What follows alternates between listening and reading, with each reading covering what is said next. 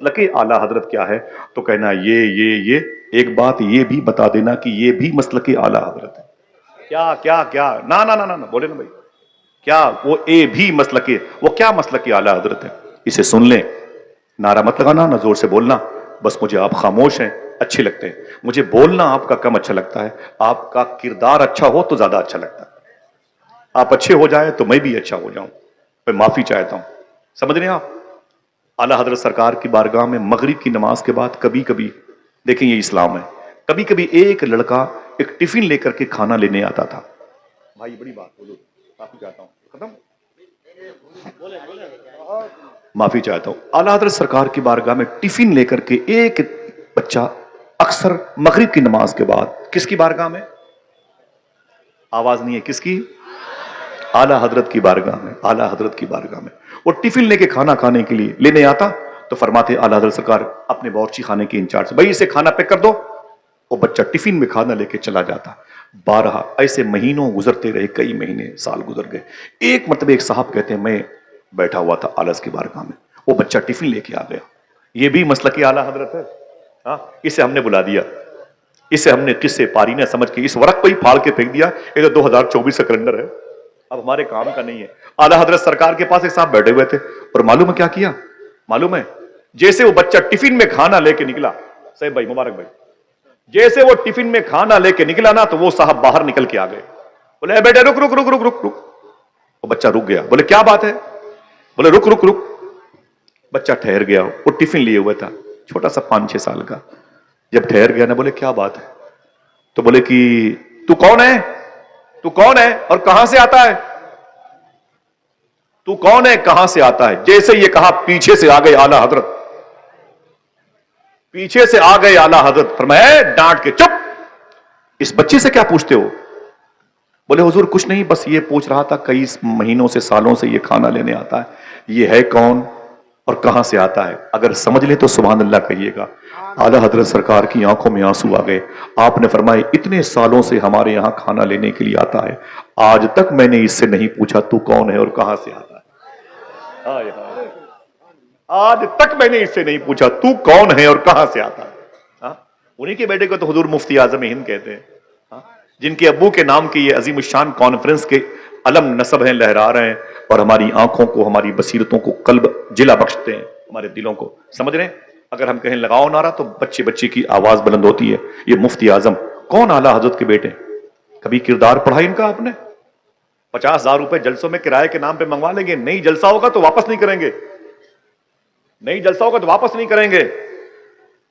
آپ نے بھی اور ہم نے بھی اپنے بھائیوں کی بہنوں کی زمینوں پر غصب کر لیا. یہی اسلام ہے؟ مجھے بتائیں.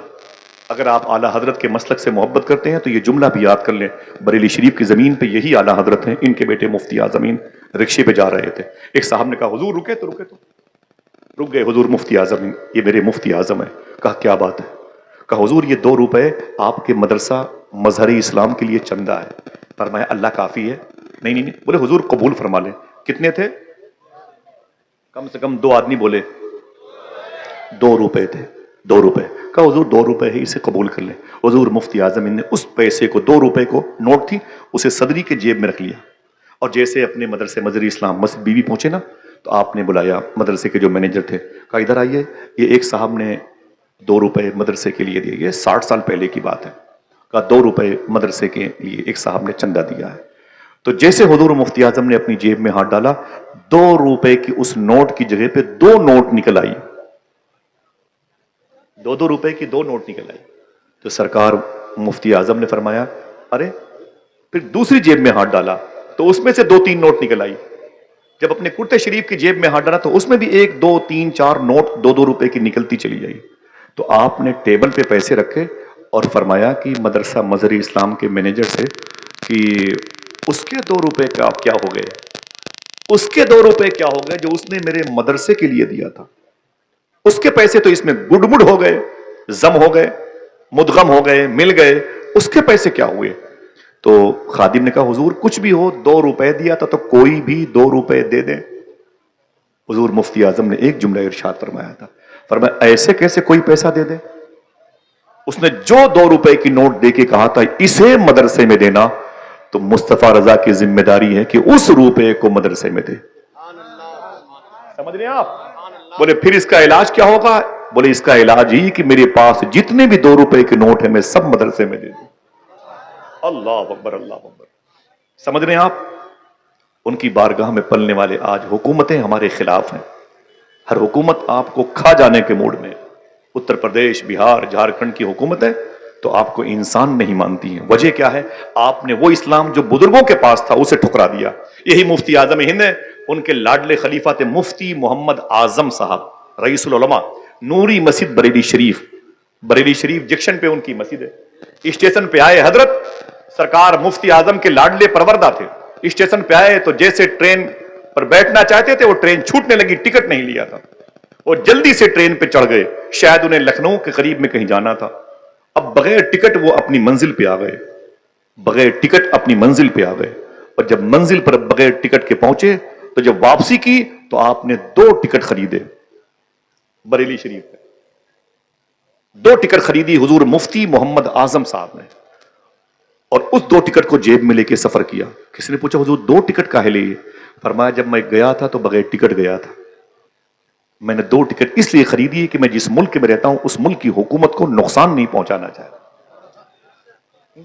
اسے کہتے ہیں اعلیٰ حضرت کا مسلک. آج ہم نے تو پورا کباڑہ کر دیا بھائی. ہماری شناخت جو ہے نا وہ بدنام ہو گئی ہے، ہماری علامتیں بدنام ہو گئی ہیں. آج ہندوستان میں ہم کیا دین پھیلائیں گے؟ بتائیں آپ کیسے دین پھیلائیں گے؟ ہم تو مسواک کرنے کا طریقہ نہیں بتا پائیں گے. آج انڈونیشیا اسلام سے بھرا ہوا ہے، جکارتا ملیشیا اسلام سے بھرا ہوا ہے. کبھی کسی سے پوچھو کہ انڈونیشیا یہ جو لادینیت کا شکار ملک تھا جہاں پر نہ جانے کتنے دھرم کے فالوور پیدا تھے پائے جاتے تھے، وہ کیسے اذان دینے لگے تو پتا چلے گا کہ آج سے اور سینکڑوں سال پہلے انڈونیشیا کی بارڈر پہ زمین پر ایک مسلمان قید ہو کر کے انڈونیشیا کی فورس کے انڈر میں گیا اور 4 سال تک اس مسلمان کو انڈونیشیا کی جیل میں رکھا گیا تھا. 4 سال تک یہ دیش دروہی ہے، یہ جاسوس ہے وغیرہ وغیرہ، یہ خفیہ ایجنسی کا آدمی ہے. 4 سال تک وہ مسلمان انڈونیشیا کی جیل میں تھا. دیکھنا کتنے لوگ سبحان اللہ کہتے ہیں. جب وہ 4 سال کے بعد وہ مسلمان باعزت بری ہوا تب تک جیل میں 4000 قیدیوں کو کلمہ پڑھا چکا تھا. جب وہ مسلمان انڈونیشیا کی گلی کوچے سے گزرے ہیں تو ہر طرف سے اذان کی آوازیں آنے. ایک پورے شہر میں انقلاب برپا کر دے اور پورا شہر ایک آدمی کو مسلمان نہ کر سکے. کتنا فرق ہو گیا ہے. مجھے بتاؤ اسلام کیسے آگے بڑھے گا؟ خدمت، انسانیت. واصف علی واصف نے ایک بات کہی، اگر مذہب اسلام سے خدمت اور انسانیت نکال دی جائے تو بچتی ہے صرف عبادت. اگر صرف اللہ عبادت کے لیے پیدا کرتا تو فرشتے کافی تھے. اس کا مطلب ہے عبادت کے ساتھ تمہیں اللہ نے خدمت اور انسانیت کے لیے بھی پیدا کیا. اللہ کے رسول کی بارگاہ میں پرندے آ کے اپنے عریضہ پیش کریں اور ہمارے بچے پرندوں کو غلیل کا نشانہ بنائیں. سنیں یہ جانوروں اور پرندوں کے بارے میں اسلام کیا کہتا ہے. فرماتے میرا امام نہ کہ جانور بھی کرے ان کی تعظیم، پیڑ سجدے میں گرا کرتے ہیں.